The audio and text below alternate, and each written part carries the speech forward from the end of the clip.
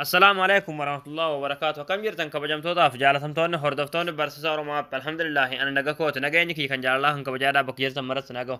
إجاد أوتوتن كيا فيديو راخنا كيزتي وانا نسمبرسسو هتشتي واتسابي تكون نسمبرسس حالا يرو سجلي نما في واتساب بيدان إرجتن سجلي سنوسونا ما في نرجس سجلي نما في جوت سنجي توري يوكي سجلي نما في ورا عبد السنجي تورا ofii keessanii osoo namaaf seenni hin godhin irra deebitanii dhaggeeffatanii cheekii gootanii namaaf itti ergitaniin isin barsiisu. Egaa daawwattoota kiyyaa wanti kun waan baay'ee tokko bareedaadha jechuudha. Kanaafuu haala sagalee keessan erguun duratti cheekitti gootanan isin barsiisa.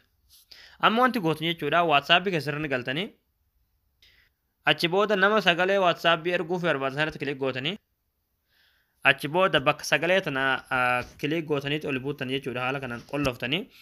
Haala kanaan amma kunoo inni waraabaa jira jechuudha isin galee. Amma wanti gochuu qabdan jechuudha isinii botonii ishii garaa walakkaa tana kilik gootanii baatanii achi booda itti deebitan WhatsApp irratti deebitanii achi booda yeroo WhatsApp keessarratti deebitan jechuudha haaluma kanaan sagaleen kun isin eega jechuudha isin galee.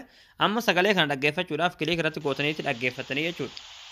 Achi booda haala kanaan waan dubbattan yookiin waan jettan cheekii gootanii seendii gootan jechuudha isin galee. Haala kanaan seendii gootanii jechuudha. Haala kanaan sagalee keessan irra deebitanii cheekii gootanii namaaf erguu dandeessanii jechuudha. Egaa daawwattoota kiyyaa isin galee yeetan abdii qabaa barnoonni keenya kanarraa asirratti raawwataa barumsa dabalataa argachuudhaaf chaanaal keenyaaf haareewwata taas subscribe gootanii maatii keenya ta'uun dagatinadha. Akkasuma viidiyoo keenya laayik sheer waliif godhaadhaa barumsa birootiin akka walitti deebinutti waan hordoftaniif galatooma.